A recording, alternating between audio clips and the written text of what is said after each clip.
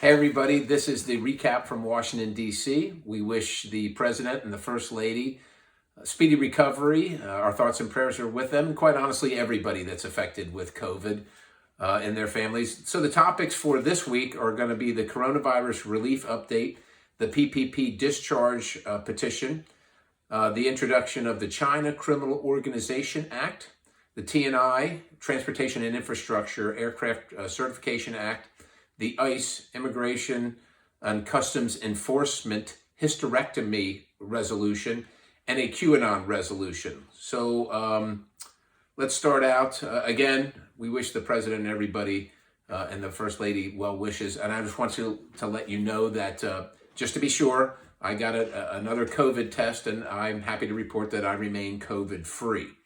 With that, let's talk about the coronavirus relief update. The House did pass a $2.2 trillion COVID relief package. It passed on partisan lines, so Democrats voted for it, Republicans voted against it. Among other things, it would allow your tax dollars to go to people that are here illegally, and also give them work permits.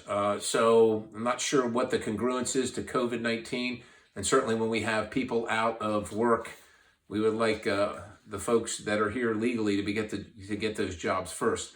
Also added no ID, no identification voting. Here again, I don't know what the congruency to the pandemic of that is, but that was included in the bill. And then also the defunding of the police, which is why you can imagine that there were partisan votes, Republicans voting no, I voted no, and Democrats voting yes. So unfortunately, that's where that is.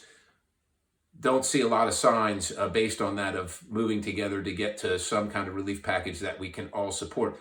One thing that I think we should all support is the Paycheck Protection Plan. There are still $135 billion in that account that was not used from previously.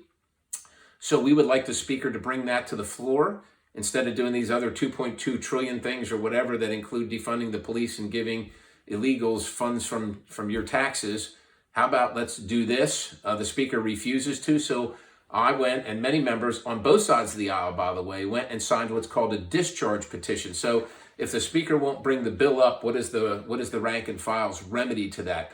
Well, the remedy is what's called a discharge petition. So once you get 218 signatures on a discharge petition, and just by virtue of the fact that it's 218, has to include Democrats and Republicans, then it must be brought to the floor. So this would allow a second round of PPP for businesses that already got it, would allow it for some of the businesses that had been left out in the past, 501c7s, I think, or C6s, I'm sorry, and allows an expanded reach for PPP. So we would like to see that done. Unfortunately, we recessed on Friday, so right now, according to the calendar, we're not going to come back in till after the November election. So this money will just sit there while our businesses, especially in Pennsylvania, not exclusive, but especially in Pennsylvania, are struggling under provisions of being throttled, so to speak, especially the restaurant industry, maybe our bus industry that doesn't have any customers. They can't get access to this money that's already been approved on a bipartisan basis. And I just remind everybody that 75% of the small businesses in the 10th district, that's the district we live in, have been supported by PPP funding. And it's just, look, it's critical. We should be doing this. This shouldn't be a partisan issue. Let me see, the Transportation and Infrastructure markup. We passed a couple bills in response to the 737 MAX. That's an airplane made by Boeing, crashes for airworthiness and safety. We'll just put it like that. There's a lot of details with that. It's a highly technical bill.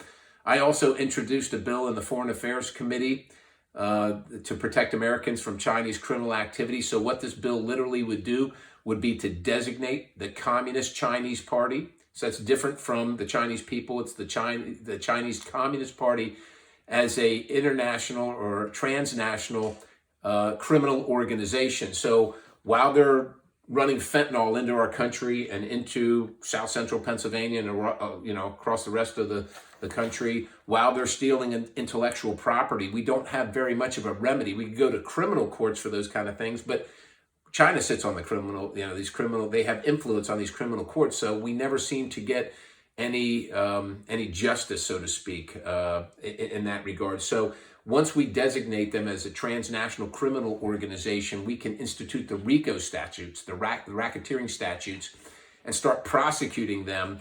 The Attorney General can prosecute the members of the Chinese Communist Party for these activities, these and many more. So that's the reason for that bill, so that we can actually do something about some of the things that are happening in our country vis-a-vis China.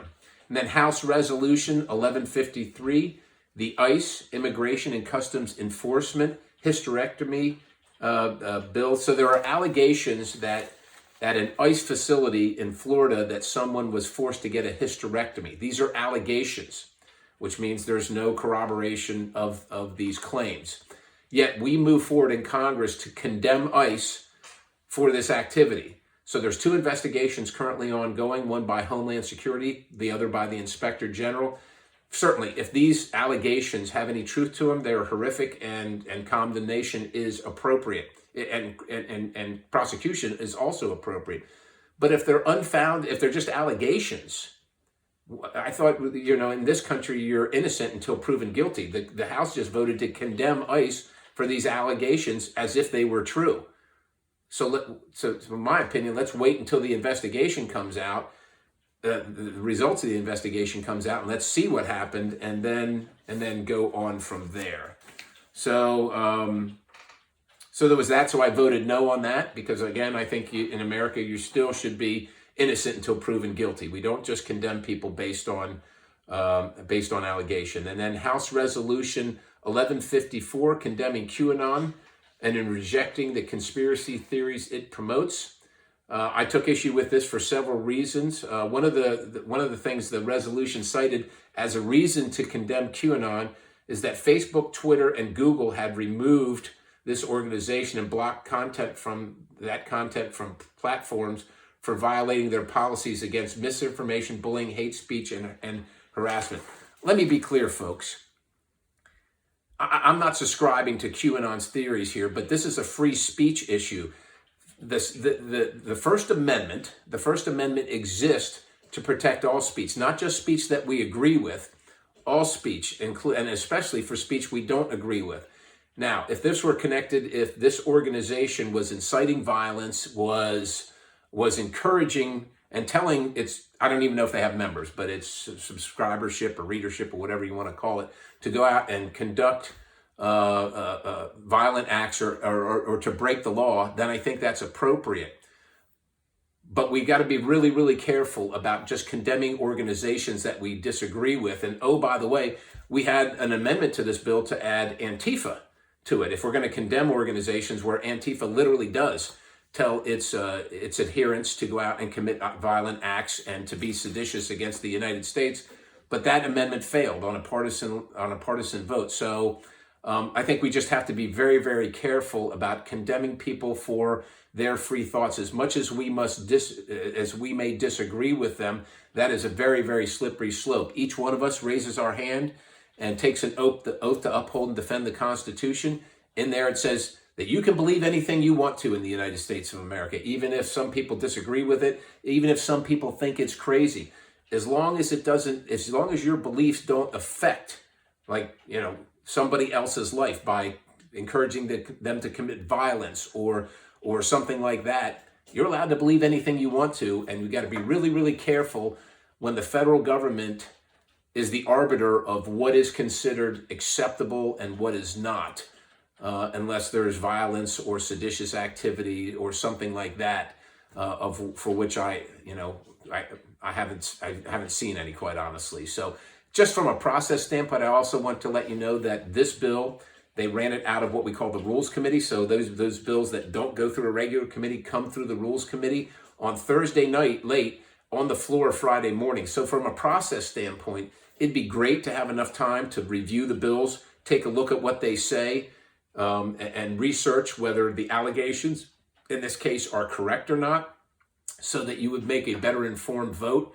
That did not occur. We literally had a couple hours to take a look at this wide-reaching resolution. And so from a process standpoint, Look, this was a political messaging bill, and you can always count on me to uphold and defend your rights to free speech, your constitutional rights, even if I disagree with what you might be saying. That's all right. So that's the update. That's the recap for the week. God bless you. Thank you. Have a great week.